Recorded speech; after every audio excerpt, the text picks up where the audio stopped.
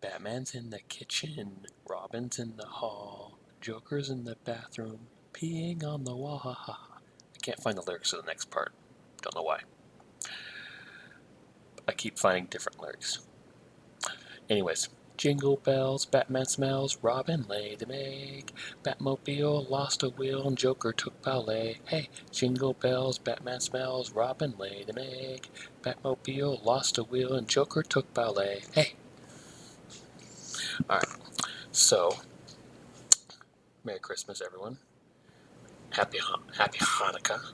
Happy Hanukkah to those who celebrate that. Happy Kwanzaa to those who celebrate that. Happy holidays. Happy everybody. And if you have a problem, happy shut the fuck up. And yes, I quoted that from James Rolfe, the bullshit man. And also Angry Video Game Nerd. He said that in an Angry Video Game Nerd episode as well, the Winter Games one, 2010. Anyways, this is not Angry Video Game Nerd. But speaking of which, check out my react videos to his 3-part AVGN 200 episode when he reviewed every single LJN game. I guess every single one in existence. And also stay tuned for when I premiere all 3 parts of my react into one longer video. Anyways, let's get down to reacting to the new Scott the Woz from yesterday. I didn't really have time to react to it yesterday. I was when I came back, I had dinner with my wife and spent time with her. But now I'll react this morning. Hey y'all, Scott here. Dumb. A product for those who hate owning products. What could that be? Well, I would show you, but I don't own one. I hate owning products. We're living in a world that's been consumed by digital goods and subscription models. Yes. Nearly every form of entertainment can be enjoyed via the internet. There's no need for DVD collections or a CD binder in the car because that's just dangerous. Over the past 2 decades, we've seen a lot change, going from CDs to music downloads to music streaming to sitting in silence. This is how most consumers prefer their media, without atoms. And gaming has been slowly but surely heading in this direction as well, though it's much more difficult. Have you ever tried downloading a whole video game? Of course not. By the time it's finished, you're dead. These files are so damn big that not only does it take forever to download them, they fill up your console's storage immediately. Only after a few games do you have to start dieting.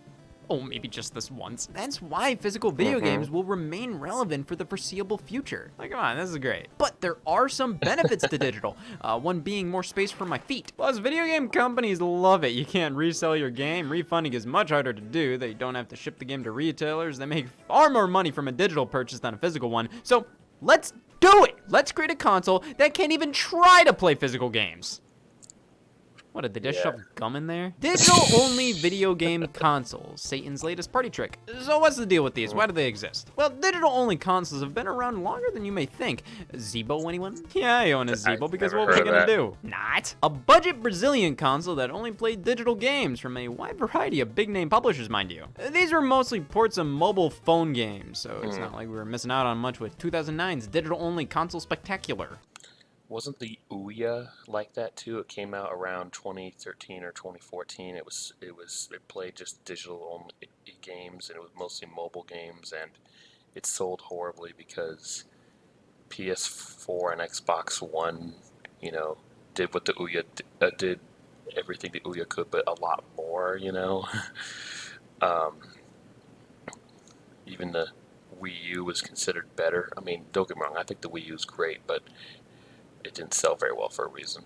Wow, Resident Evil 4 FIFA Crash Nitro Kart? What the hell is that? I'm not sure if this counts anymore. However, I think this was an important step because later that year, Sony took the plunge way earlier than they had any right to with the PSP Go. The PSP had a few criticisms lobbied against it. For one, it was functional, and the PSP Go fixed that. Okay, so... Oh, okay, so, if that's the case, then the Zeebo must have come out, like, in 2010 or something. Because I think the PSP Go came out not too long after the DSi did, which I think the DSi came out in like 2009. Okay. This was combining the popularity of smartphones and slider phones. Smartphones because it's Hmm. digital only. You download everything. In 2009, I mean, those smartphone apps were tiny in size, so they could download fairly quick. PSP games were hundreds of megabytes or a couple gigabytes, which I know may not seem like a lot these days, but inflation's a then. bitch. Back in 2009, this would take forever to download. It was truly ahead of its time in all the wrong ways. While releasing a digital-only console 5 years into a system's lifespan doesn't seem too awful crazy these days, it was back then. Customers were confused. I know I was. I didn't even realize this was digital only back then. I just thought that's how Yeah, same PSPs here. look now, but frankly, could you really blame me? The fact it was digital only always felt like a footnote. The subtitle Go kind of put it in the same league as something like a Game Boy Micro to me, just a smaller version. But if you are willing to go all digital for the sake of portability, the PSP Go does have a pretty slick design. Closed, it's roughly the same size as an old iPod Touch, so at least you have a reason to go all digital. Because the original PSP, man, putting that in your jeans, it would easily give you what I refer to as PSP leg. What's wrong with him? He's playing Daxter. Now, one of the defining use about the PSP was the memory cards. No onboard storage. Instead, expensive as all hell dinky ass sticks. 32 megabytes? I've sneezed bigger stuff than that. Oh, advantage Nintendo DS. The game cartridges themselves have the save data. So you don't have to worry about, getting memory cards. I mean, that's the old way. The game cartridges, like on the Super Nintendo, N64, Sega Genesis, some NES games, and yeah, and only some Genesis games really. The save data, it was built into the cartridge itself.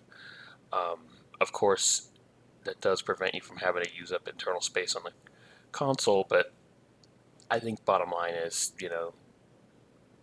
nowadays it's better to actually have internal space on the console itself as opposed to the on the cartridge.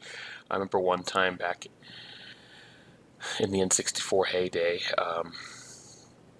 I had lost Perfect Dark and I was really sad about it, but then I got a Perfect Dark again, and then I was able to actually continue from exactly where I left off because it was saved to a memory card. Like, whew, thank goodness. Same thing when you have a hard drive nowadays, which is the way to go.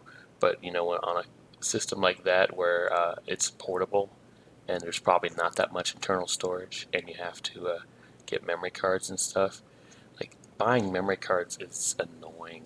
I remember having to do that all the time with the GameCube. I hated buying memory cards because most of them would suddenly just stop working and all the save data would get lost. And I'm pretty sure I was just unlucky. I doubt it's like the majority of memory cards in existence, but for my experience, like we've had maybe like 4 different memory cards during the GameCube era, and I think 2 of them, so I guess half of them, 2 of them just suddenly stopped working and all the save data got deleted. It sucked.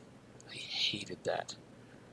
In fact, I think that actually happened later on too, during the Wii era, when I started my YouTube channel in 2008. I primarily was just uploading footage from Super Smash Bros. Brawl, but I decided to upload some footage of Fire Emblem Path of Radiance, and I was really far into the game at the time, and it was at the level where you fight the Black Knight. So after that was, I think, the last level of the game. And I was going to get back around to playing it. I waited a long time to do it, but when I tried to, the memory card to save data was lost. So I would have had to start the whole game over, which I actually showed footage of the beginning of the game in 2010, but never finished it. Someday I want to play through all of Fire Emblem Path of Radiance. Out of the Fire Emblem games I have played, that was my favorite.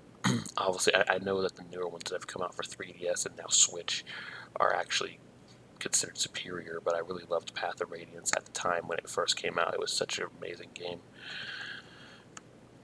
But yeah, I hate memory cards. So in this case, advantage DS. The saves are on the cartridge themselves. That was way better. But when you could save internally on a system, that's obviously the best. Well, as the PSP Go comes with 16 gigabytes of onboard storage, more than any other Sony portable has ever shipped with, which is very sad. But when you're a Hold on. digital-only... held dinky ass sticks. baby, 32 megabytes? I've sneezed bigger stuff than that. Well, at least the PSP Go comes with 16 gigabytes of onboard storage, more than any other Sony portable onboard storage. Instead, expensive as all held dinky ass sticks. 32 megabytes? I've sneezed bigger stuff than that. Well, at least the PSP Go comes with 16 gigabytes of onboard storage, more than any other Sony portable has ever shipped with. Which is 16 very gigs ain't sad. much. But when you're a digital-only console, I can't help but think this is also pathetic. Yeah. Hey, 2009 was a different time. 16 gigabytes of storage was a lot, and flash storage at that, Back then, much though. more expensive than a standard hard drive. But the PSP Go was already pretty damn expensive, and when 16 gigabytes of storage is all you're getting, and when you fill that up, you can't get any more games until you delete some or buy a memory card that's also damn expensive. It's just a situation where I go, just give me the regular PSP for Christ's sake. It Yeah. just flat out didn't make sense to go with this compared to the normal version. It's not like Sony discontinued the regular PSP. You could still buy it, and for far cheaper, also meaning literally every PSP game would work on it. Not all PSP games were available on the digital PlayStation Store, so with this model, you could play everything while also going all digital if you really wanted to. This one had a neat little slide mechanism that could wear out over time. It couldn't play all PSP games and was more expensive. 2 years later, the PSP Go was more so a cute little f*** up rather than something that pissed me off. It didn't feel like Sony was going all digital with this one just to make more money via the PlayStation Store. It more so felt they were saying, I have an idea on how to make the PSP better. We don't. Doing a digital-only console wasn't as scary as it is today. Back then, there wasn't as big of a threat that physical media was going away forever, so this just seemed like something to point and laugh at. Damn it. In the coming years, digital media was rapidly starting to take over. I mean, the major consoles all started to offer their big budget retail games day and date digitally. Hell, sometimes they'd launch earlier that way. Wind Waker HD on the Wii U launched digitally first. Sony and Microsoft would start giving away digital copies of retail games for free via PlayStation Plus and Xbox Live Gold around this time. And you know what they were doing? They were prepping us. This wasn't just some act of kindness. They were trying to weasel AAA digital games into our lives so we'd accept them more and more. Or that's just what I've been writing on the walls. Over the course of the next decade, these companies continued to push digital content more and more until that fateful day when Microsoft took the leap. The Xbox One S All Digital Edition. Okay, so what? Is this gonna be like how the PSP Go was a radically redesigned PSP? Is this gonna be the smallest Xbox yet? Hey everybody, I have an Xbox One S All Digital Edition. Okay, disc-free gaming, So like this is some kind of innovative new feature. Oh, finally, I was about to pass out. This launched on May 7th, 2019 for $249.99, which was $50 less than a normal Xbox One S.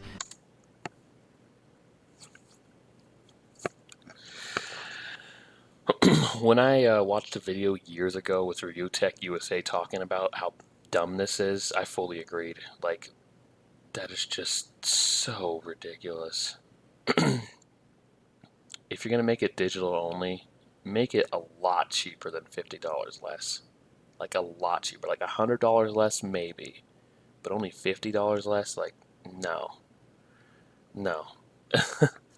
Especially if you're going to have to actually probably get some expandable storage on there as well, if you're gonna, because you never know, you might use up that whole terabyte if you have the money to buy all these games digitally. You know, it's ridiculous.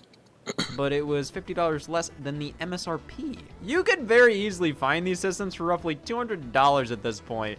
I mean, this iteration of the Xbox One launched in 2016. It was like they announced this a few months after Black Friday 2018, where you could get this system for $200 with a game included. GameStop refused to sell the all-digital edition because they ain't making money on that. Most of their revenue comes from used game sales. Selling this would be cutting off part of the food chain, i.e. the ability to buy Agents of Mayhem for $1. And you know what happens then? Nothing I want to live through. So Xbox One SAD, as many call it, was positioned as just another option, said Microsoft. Yes, another option, which includes significantly less options. I get a portable system having a digital-only alternative to cut down on the size, but this is quite literally an Xbox One S with the disc slot spackled. And with it being a newer version of a 3-year-old version of a console that originally launched 6 years prior, this wasn't going to go on sale, at least around the time of its release. The regular One S, even with the digital edition out, you could find it consistently for under $250. So what'll it be? Listen, I get it. If you own an Xbox One system, eventually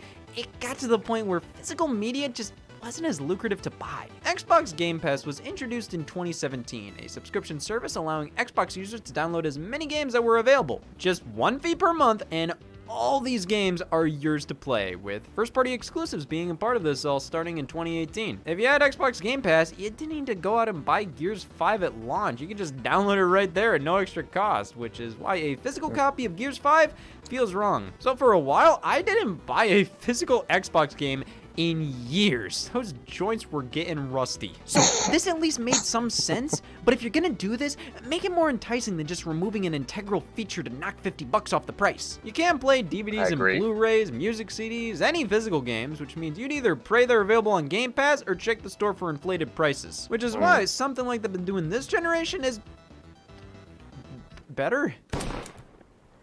Thanks for not stabbing me. The Xbox Series S, the console for those who just don't give a fuck. So Microsoft launched their 4th generation of Xbox consoles, headlined by the Xbox Series X, the true next-gen Xbox.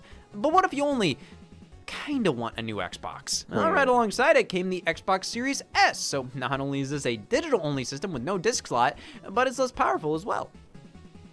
Sounds great! All adding up to a console that costs $200 less than the Series X. Alright, bravo for giving a much more legitimate reason to buy this, and plus the design is entirely different.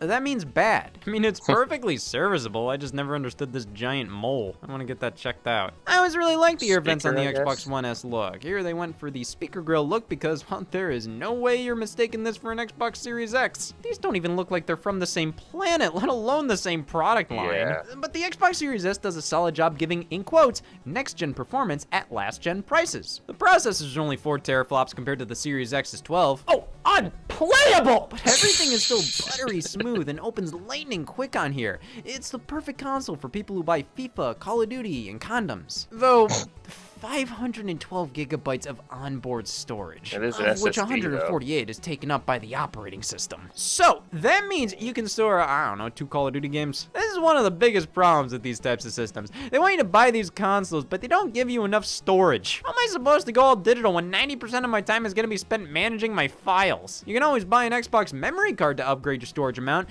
See if I want to get 1 terabyte, that only costs... Just buy a Series X. The PlayStation 5 similarly launched alongside a PlayStation 5 Digital Edition. Many have pointed this out already, but it does very much seem like Sony originally developed the PS5 Digital Edition first. This looks much more natural compared to the standard disc-based version. This one is only $100 less expensive than the standard PS5. Bullshit!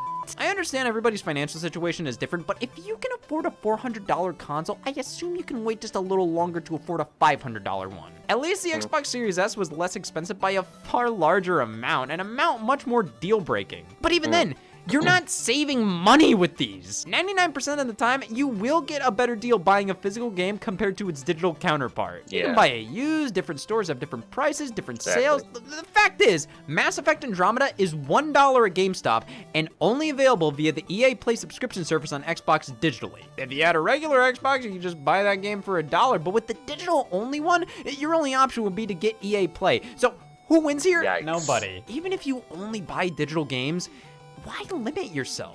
You can only buy digital games if you want to with a disc-based PlayStation or Xbox console. That 100 or 200 you're saving buying them in comparison to the standard versions, that's not going to last. Because all those games you buy digitally, you can find cheaper elsewhere physically. But this isn't really supposed to be a debate about physical versus digital games. I actually prefer digital in some ways, but I will always favor it being another option rather than a replacement. So I totally understand why, even if physically you could get a game cheaper, you'd rather go digital. You don't want to deal with clutter, I get that. But why block yourself off from ever having the option playing a physical game? If these digital-only consoles gave you the option to purchase a disc drive accessory you could plug into the USB port, fine, I get it. I think they could sell a lot more Series S's and PS5 digitals that way, but no, I don't want options, thank you very much. I want options! I know how it is. Companies will stop at nothing to rip you off, but mask it as a deal. Want to save money?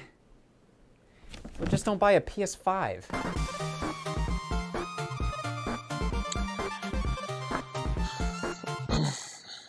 That is how I saved money myself. I didn't buy a PS4. I had interest in it. Don't get me wrong. When the PS4 came out, I was kind of fascinated by it, but I never bought one. PS5 I have interest in, but I don't really want to buy one of those either. That just seems really expensive, you know? Anyway, This was a lot of fun to watch, actually. I really enjoyed this video, um, as expected. And yeah, Scott's completely right. I mean, if you just go the all digital route, you're going to get a fixed price from the online stores that you download the games from. But if you go for a physical game, you could find a used one and get it super cheap. Um, Examples: during a Cyber Monday sale on the Nintendo eShop, it's a Christmas miracle because this never happens. Super Mario Odyssey was on sale for $42. $41.99. Just say $42. Fuck the 99. We all know that's a cent off from the next dollar. It's just a way to make the price look lower. Wish they'd stop doing that.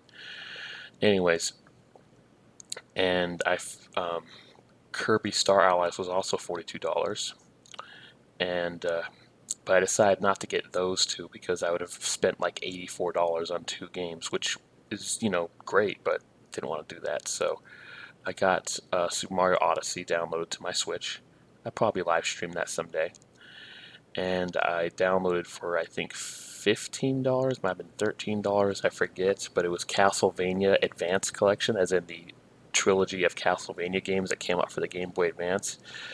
Even though I grew up in the 90s, I didn't play Castlevania until the Game Boy Advance came out, and I was introduced to it with Circle of the Moon, so I have a lot of fond memories of that game when I first played it at 13 years old, and have played it several times since, and really love playing that game. I've beaten it enough times that you can't unlock any more like modes, because when you beat the game for the first time as a vampire killer, you unlock Magician by entering the name Fireball, and then you beat that, you unlock Fighter by entering the name Gradius, and Fighter's completely broken. You don't have any magic spells or anything, but your attack and defense are so high that you just obliterate everything. um, After Fighter was Shooter, I think, which made you have more hearts so you can use more secondary weapons, and it actually increased the power of the secondary weapons as well.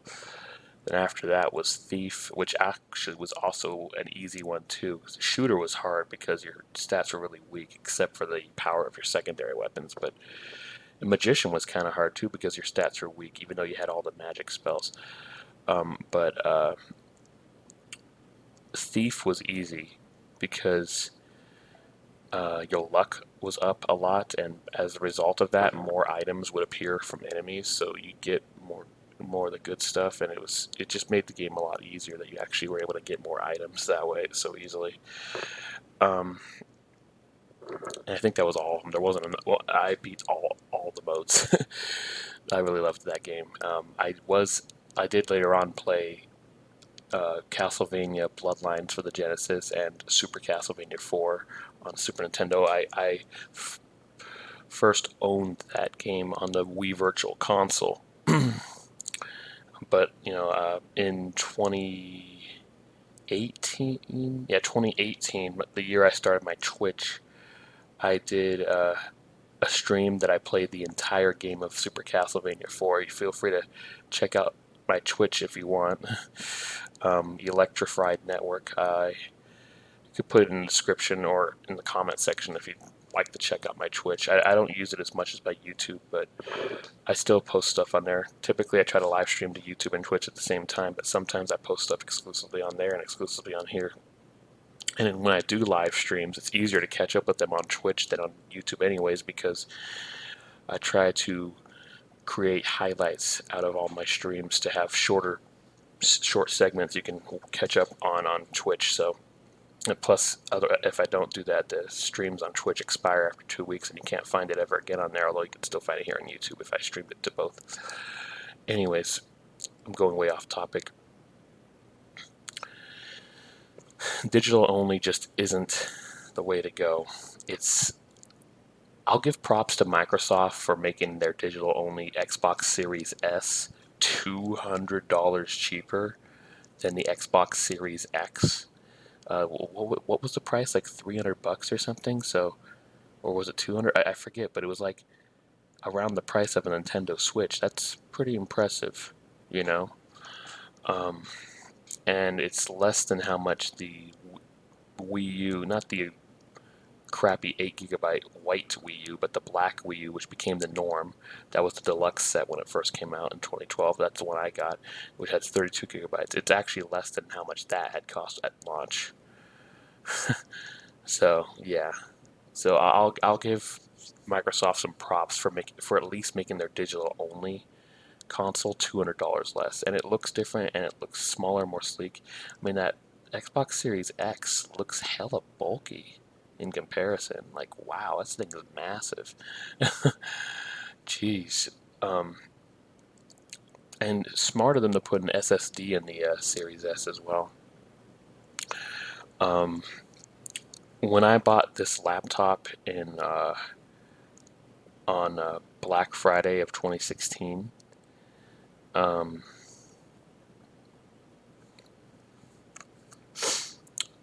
it I got a 1 terabyte SATA hard drive with it, but I don't think SSDs were popular at the time. I think they might have been around at the time, but I wasn't aware of them.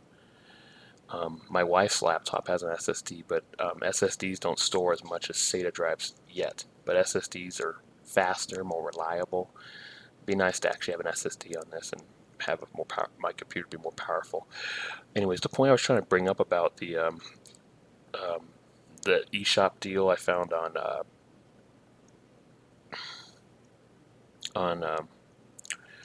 what's it called, on Cyber Monday this year. Forgot to mention the other two Castlevania games that came in that collection for 15 bucks. There was uh, Order of Ecclesia, which my first introduction to that game was actually downloading it from the eShop on my Wii U, and it was a pretty cool game. I never played it through the whole thing, but I liked it. And then I also played and then there was Area of Sorrow. I actually did play that on the GBA back in the 2000s, and as far as most people are concerned, Area of Sorrow is better than Circle of the Moon, but I actually liked Circle of the Moon more. I felt like I got through Area of Sorrow faster than I'd like to. Although I will admit it's cool how there's like a shop, you can shop for your weapons and items in Area of Sorrow. That's awesome. Um, anyways, I just liked. Um, I guess I just enjoyed Circle of the Moon more. But anyways, moving on from that. So yeah, I was able to this Christmas miracle actually get a Nintendo game for 32 bucks, 42 bucks on sale. Super Mario Odyssey was on sale for 42 bucks. I can't believe a Nintendo game was on sale. And then yeah, I got the Castlevania trilogy of the GBA trilogy of Castlevania games um, on sale as well for like 15 or 13 bucks. But you see, I still wanted to get Kirby Star Allies, but I wasn't willing to spend $84 on it.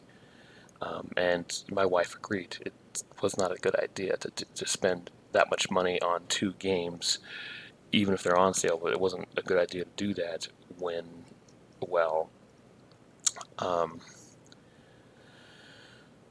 what was it? Um, when we just moved, we moved here in November. It'd be smart to save money and focus more on groceries and other important needs. So I went on eBay to look up Kirby Star Allies, and guess what? I found it way cheaper than $42 there. Um, the original price I think was $20, but there were several bids on it, and the highest bid was like $25, 26. So I put a $30 bid on it, and like in a couple hours, somebody outbid me with $31, and then they actually retracted the bid, and then somebody else bid $28. I'm like, why are you increasing your bid to $28 when I have it at $30? You're not going to get it since I have the highest bid, you know. And but it stayed that way, so I won the bidding war. Like I kept checking on it I kept checking on it every once in a while, thinking that somebody was going to outbid me. Kept checking on it, and then within like you know 30 seconds left, within like a couple minutes, like, okay, I'm gonna keep my eye on it, keep looking at it in case somebody tries to increase their bid. And at the very with like 10 seconds left, I put a like $35 bid on it or something, and and nobody tried to beat that. And then because the highest competing bid against mine was $28, I only had to actually pay $29 because that was enough to beat it, even though my original bid was $30. So I'm pretty happy about that. I'm glad that even though I increased my bid, I didn't have to actually spend the increased money because my winning bid was already higher than the other ones. So I only spent $29, and I mean with tax and shipping, it was like $37 in total, but still it was cheaper. You know, I guess that's the advantage with downloading games though, because when you download them, you don't have to worry about shipping, and also they don't charge you taxes for that. That was one thing I really liked when I first started downloading games for the first time back in, um, I guess back with the Wii Virtual. Well, no, the Wii Virtual Console they would cost points, so I wasn't aware of that. But like when I first actually spent actual money directly to download games, like on the Wii U eShop or whatever, um, I liked that I didn't have to pay taxes on that. I was like, yay, you know, which I was surprised. I feel like someday that we're gonna start getting taxed for downloads. You know, especially since I've been in California where taxes are really high anyway. Um, everything's high except for property tax. But obviously, the cost of buying a house here is outrageous. So, what you gonna do? Anyway, thank you so much for watching. Please like, comment, subscribe, and click that bell icon to add me notifications. What do you think about digital-only consoles? I think they're going to be the way of the future. Let's look at it this way: the NES Classic and the SNES Classic and the um, Genesis Mini, not the crappy at games Genesis Classic. That at games can go fuck themselves. Um, but the Genesis Mini from a couple years ago and the NES Classic and SNES Classic and the PlayStation Classic, those are digital only. You can't put cartridges or discs in them or anything. Every game, I mean, it's preloaded. Every game's preloaded on there, of course, but it's still, technically, it's very possible that the digital only could be the way of the future, which does not bode well for video game stores. That is a scary thought for them. But companies are getting tired of having to sell hardware. They'd rather just, you know, have it digitally streamed on or downloaded on the console itself. It does save a lot of money to do it that way. I mean, cell phone games, digital only, digital only. Um, PC has been doing. I mean, PC isn't digital only. It still kinda isn't, but it's basically there. Steam, Origin, Battle.net, Epic Games, 4 various clients to download video games on, and just pay the price of the game there. And Steam often has great sales going on. Um, Origin, every once in a while when you log in, they just give you a free game. It's usually a game that came out like 30 years ago, 20 or 30 years ago, but still, that's awesome, you know. Um, and you know, like Warcraft 3, The Frozen Throne. That's my favorite RTS of all time. I played it a lot as a teenager in the 2000s and loved that game. But one thing that annoyed me was having to keep, getting the disc out and putting it in and keep doing that over and over. And like if something went wrong with the computer, I had to change computers. I had to go find the CD key. Like if I didn't have the original case the game came with, then I was kind of screwed. I couldn't even install the game without a CD key. That was so frustrating. Now, most games didn't require that CD key, but if it's a game that you can connect to the internet on, yeah, it required a CD key, so you wouldn't actually. Um, it's like a way to verify that you actually own the game. So even though you have the disc, you still need a CD key. It's really irritating. It's also to make sure that people who go online don't use the same CD key. I guess it's stupid, but that was really frustrating. And the case I had that carried both Warcraft 3 Reign of Chaos and Warcraft 3 The Frozen Throne was actually broken, so I kind of had to hold it really carefully to take the discs out and put them in. And Like otherwise, it just comes apart really easily. And now that Battle.net is a streaming client, I don't even have to worry about that. Warcraft 3, it's just saved to the computer. I don't have to worry about the damn disc anymore. you know. Um, so digital is great. It is. There's a lot of great stuff about it. It's just unfortunately you're not likely to find them on sales. On PC you can though. Steam they have a lot of sales. A lot of games go on sale at various times. My friend Bad Wolf mentioned to me, I forget when it was. I think it was earlier this year. He told me about a sale going on Steam for a variety of Sonic and other Sega games, and I was like, sure, why not? A lot of these games I actually have on other consoles, like the Sonic Adventure games I have on GameCube, um, the classic Sonic games from the 90s I have on GameCube via Sonic Mega Collection.